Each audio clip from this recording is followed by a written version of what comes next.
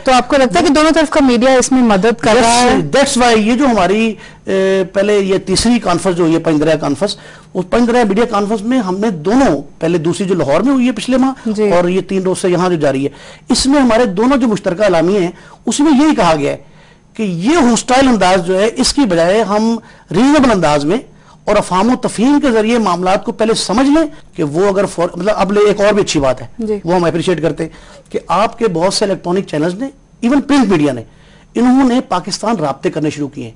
मतलब आपके चैनल ने ये दोनों इवेंट्स पे हमसे राब्ता किया तो हमारे सही पॉइंट ऑफ व्यू जो है ना आप तक पहुंच गया। इसी तरह वाइस वर्सा जो है हमारे पाकिस्तानी चैनल्स वाले जो हैं, पाकिस्तानी अखबारात वाले जो हैं, वो आपसे रब्ता करते हैं आपके लोगों से, तो ट्रू पिक्चर आती है। अक्रॉस दी बॉर्डर बैठे हुए बंदे को सही अंदाजा नहीं है कि मामला है क्या। बिल्कुल। और उसको देखे बगैर हम आई विटनेस अकाउंट तो है नहीं जी, वो हेयर से ही है ना, हेयर से जो सुना है वो कह दिया, लेकिन जब दो तरफा ताल्लुकात होंगे तो फिर मेरा ये इख्तलाफ भी खत्म हो जाएगा। चौधरी साहब, आप किस नजरिए से देखते हैं इंडियन प्रिंट मीडिया को ले लीजिए, चाहे जो टेलीविजन है, न्यूज चैनल्स हैं, उनको? ये खासा वास्ट सब्जेक्ट है। इससे पहले बेहतर यह है कि पंजाब की आपने बात शुरू की, पंजाब से हम आए हैं, पंजाब में आए, तो बेहतर बात यह है कि उसी जुबान में भी थोड़ी बात कर लीजिए और जज्बात की बात कर लीजिए। थोड़े जमाना गुजरिया, कोई ज्यादा नहीं गुजरिया, जदों शुरू होया कि अवाम दे नाल राबता जेड़ा बेहतर होना चाहिए। वो सूरत च पहले अदीबा शायरा वगैरह दे वफूद जेड़े ना उन्हां दा तबादला होया। मैं वर्ल्ड पंजाबी कांग्रेस के प्लेटफार्म ते आया ते गया, तो एक जमाना ऐसी कि उत्थे अमृता प्रीतम दी कविता जिहड़ी है ना वो कही गई कि वो कहंदी वारिस शाह नूं उठ कबरां विचों बोल, ते वो एक पहले जमाने से आया सी कि उत्थे साडा एक शायर भी इत्थे आया सी, ते उन्हें देखिया सी ते उन्हें कहा सी कि लाली अखियां दी ए पे दसदी है, रोए तुसी भी हो, रोए असी भी हैं। ते ये जेड़ा रोन है ना, ये उस पागलपन दे जवाब विच नवी नस्ल दा रोन है। इस वेले बुनियादी गल ये कि नवी नस्ल जिहड़ी है और पिछला जमाना गुजर गया, 60 साल गुजर गए ने, ते नवी नस्ल वास्ते वो हिस्टरी हो गई है। नवी नस्ल हुण ज्यादा हकीकत पसंद, बड़ी ऑब्जेक्टिव है।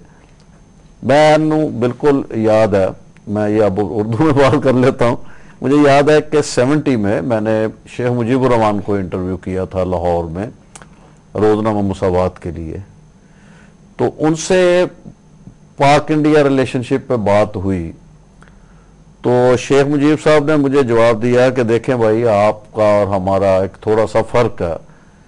फर्क यह है कि आप लोग कहते हैं कि कश्मीर जो है वो पहले सॉल्व होगा तो फिर ट्रेड होगी। मैं ये कहता हूं कि ट्रेड पहले कर लें, रिलेशनशिप ज्यादा बेहतर कर लें, और उस बेहतर रिलेशनशिप में के बेसिस पे अगर आप मसले को सुलझाएं सॉल्व हो जाएंगे जी। तो वो जमाना कितना लैप्स करे, 70, और अब आप देख लें कितना पीरियड है। अब आके वो सेंस प्रिवेल की है, और अब वो सेंस प्रिवेल ये की है कि रिलेशनशिप जो है पूरी दुनिया में ये हो रहा है, आप भी इस रिलेशनशिप को ज्यादा बेहतर कर लें, तो उसके बाद में ऑटोमेटिकली आप इश्यूज भी सॉल्व करते चले जाएंगे। मेरे पास अब समय कम है मगर मुद्दे मेरे पास थोड़े से ज्यादा हैं। नासिर जी, मैं आपके पास आऊंगी। आपके असेसमेंट के मुताबिक जो इंडियन मीडिया है वो ज्यादा मैच्योर है? पाकिस्तान का मीडिया भी अब मेरा इक्वली लगता है, क्योंकि काफी वो तरक्की कर गए हैं माशाल्लाह, अवेयरनेस बहुत आ गई है, अच्छे अच्छे लोग आ गए हैं उसमें, मतलब जो करने वाले हैं वर्क वगैरह। तो जहां तक हम विमेन के जो राइट्स हैं, जो इश्यूज हैं, उनके रिलेटेड जो भी कवरेज होती है, या जो मीडिया का पाकिस्तान में जिस तरह का रोल है उसको देख के, क्योंकि आप तो उन्हीं के हक में बात करती हैं, उन्हीं के हक में लिखती हैं, तो अगर आप उसको कंपेयर करें दोनों कंट्रीज के साथ, तो आप पाकिस्तान को कहाँ देखती हैं और इंडिया को कहाँ देखती हैं औरतों के हक को लेकर, औरतों के इश्यूज को लेकर? अच्छा, खवातीन के हकूक के मुझे तो इक्वल लगता है। जैसे हमारे मुल्क के लिए तो कहा गया था जी यहाँ लेडीज के लिए बहुत पाबंदी है, यहाँ पर्दा है, यहाँ इनको काम नहीं किया जाता, आजादी इनके लिए नहीं है। लेकिन है कि साबिक प्रेसिडेंट जो थे मुशर्रफ, परवेज मुशर्रफ के दौर में काफी अवेयरनेस आई है औरतों में। 33% उन्होंने औरतों के लिए आज़ादी के लिए सीट्स भी रखी हैं कौमी असम्बली पंजाब में। और लेडीज वो पूरी है, हाँ बिल्कुल है, हाउसफुल होता है, मतलब काफी लेडीज जो इंटरेस्ट ले रही हैं, मतलब कुछ तो हैं पॉलिटिकल फैमिली से हैं, कुछ अननोन फैमिली से आई हैं और माशाल्लाह बहुत और काम कर रही हैं खवातीन। और हमारे मुल्क की मेरे ख्याल में खवातीन में अवेयरनेस बहुत आ गई है, अब वो चीज नहीं रह गई। और छोटी मोटी ये देखें जो बात होती है, जैसे कोई हादसा हो गया, जला दिया गया, वो इंडिया में भी है, पाकिस्तान में भी है। पहले चैनल्स कम थे, सिर्फ अखबारात थे और अखबार की वजह से वो कहीं ये खबर छपती थी तो चंद लोग पढ़ते थे। अब मीडिया की वजह से अगर कोई ऐसा मतलब इशू होता है तो उसको काफी, तो हर कोई ऐसी कुछ इंसिडेंट होता है वो पकड़ में आ जाता है, पकड़ में आ जाता है, तो उसका प्रोपेगेंडा जो है वो दोनों साइडों में मेरा सेम है। जी जी जी। नईम साहब, डेमोक्रेसी की बात करते हैं, जब हम इंडिया और पाकिस्तान का जो स्टैंड पॉइंट है डेमोक्रेसी की तरफ अगर हम उसको देखते हैं, तो आपको क्या लगता है कि इंडिया में डेमोक्रेसी के मुद्दे पर जो है वो ज्यादा अच्छी तरह से? बहुत अच्छा आपने कहा। डेमोक्रेसी में हम इंडिया में ये क्वेश्चन होता है, आपने भी किया, तो वी कन्फेस हमारे अंदर प्रॉब्लम रहे हैं, इंटरवेंशंस हुई हैं, मिलिट्री इंटरवेंशंस हुई हैं और डेमोक्रेसी का जो फ़ायदा इंडिया ने लिया है पाकिस्तान अभी वो नहीं ले सका। और जो डिक्टेटरशिप आई है, जो रेजीम मिलिट्री रेजीम्स आए हैं, उनकी वजह से हमें जो नुकसानात हुए हैं यकीनन हुए हैं। और बट वी होप कि इस दफा जो डेमोक्रेसी का जो ये जो प्रोसेस शुरू हुआ है, इट विल इंशाल्लाह आगे बढ़ेगा और we will become naturally we will become a democratic state and remain a democratic state. Naeem साहब, आपको क्या लगता है कि जो पॉलिटिकल स्टेबिलिटी है और एंड डेमोक्रेसी है वो पाकिस्तान से इल्यूड क्यों रही है? देखिए, इन्होंने जो बताई बात बिल्कुल वही दुरुस्त है कि असल में जो फौजी आमियत है ना, जो जनता की वो मसला है, वो जो फौजी जनता वाला मसला है, उसकी वजह से हम लोग डेमोक्रेसी से दूर रहे, क्योंकि अक्सरियत जो है वो इख्तिदार उन्हीं लोगों के पास रहा है जो गासिबाना अंदाज से काबिज होते रहे। लेकिन अब ये सूरत हाल ये है कि अब जब हर रोज हमारा इलेक्ट्रॉनिक मीडिया तो खासकर ये कह रहा था कि अब दिन गिने जा रहे हैं, चंद दिन की हुकूमत है, फलान है, और कई मौके भी मिले आर्मी को, अगर वो चाहते तो कू करके और काबिज हो सकते थे। लेकिन अब मेरा ख्याल आर्मी को समझ आ गई है, जस्ट बिकॉज ऑफ मीडिया या पब्लिक अवेयरनेस, आप इसे कह लें कि पब्लिक अवेयरनेस ऐसी है कि उनको ये पता लग गया है कि अब इस अंदाज से इख्तिदार पे गवर्नमेंट को डिसमेंटल करके कब्जा किया नहीं जा सकता। तो अब शायद बहुत मुश्किल है, बल्कि नामुमकिन हद तक। क्या आप इसको जो यूएस के साथ जो इतने नजदीकी ताल्लुकात हैं, क्या आप उसको भी जिम्मेवार ठहराते हैं इसके लिए? नजदीकी ताल्लुकात, देखें, ताल्लुकात गवर्नमेंट की मजबूरी है बाज़ हालात में, लेकिन अगर आप ये कहें कि पब्लिक के ताल्लुकात बहुत ज्यादा हैं, वो अमेरिकन से बहुत खुश हैं, उनको बहुत वेलकम करते हैं, तो ऐसा नहीं है। आप ये देखें 9/11 के बाद हम खुद हालत जंग में है ना जी। पाकिस्तान जो है वो 9/11 में या उसके बाद अमेरिका की हिमायत की वजह से जो भुगत रहा है वो शायद अमेरिका को भी भुगतना पड़ रहा। लेकिन अगर ये ओवरऑल देखा जाए तो ओवरऑल हमारी पब्लिक के जो सेंटिमेंट्स हैं वो अगेंस्ट द अमेरिका है। चौधरी साहब, ऐसा क्यों है कि जो पीपल टू पीपल कांटेक्ट है दोनों कंट्रीज में, उसमें बहुत अफेक्शन है और ज्यादा ट्रस्ट देखने को मिलता है, मगर जहां पर दोनों मुल्कों की गवर्नमेंट्स के जो आपस में ताल्लुकात हैं वहां पर उनकी जो आपस में एक दूसरे की जो इंटेंशंस हैं उस पर सस्पेशन क्यों रहती है? ये बड़ा हार्ड फैक्ट है, इसको बिल्कुल फैक्ट के तौर पे ही लेना चाहिए। बात यह है कि इंडिया और पाकिस्तान जो है ये एक खित्ते से दो मुल्क बने, दो से फिर तीन बन गए जी। एक तो वो फैक्टर, उसको आप हिस्टोरिकल फैक्टर है, उसको आप नजरअंदाज नहीं कर सकते। अब इसको जरा आगे बढ़ा लें बात, तो बात यह है कि इंडिया में डेमोक्रेसी शुरू से प्रैक्टिस हो गई, एस्टेब्लिश हो गई। पाकिस्तान में हमें जो असल उसकी बैकग्राउंड है वो ये है कि मंजिल उन्हें मिली जो शरीके सफर न थे जी।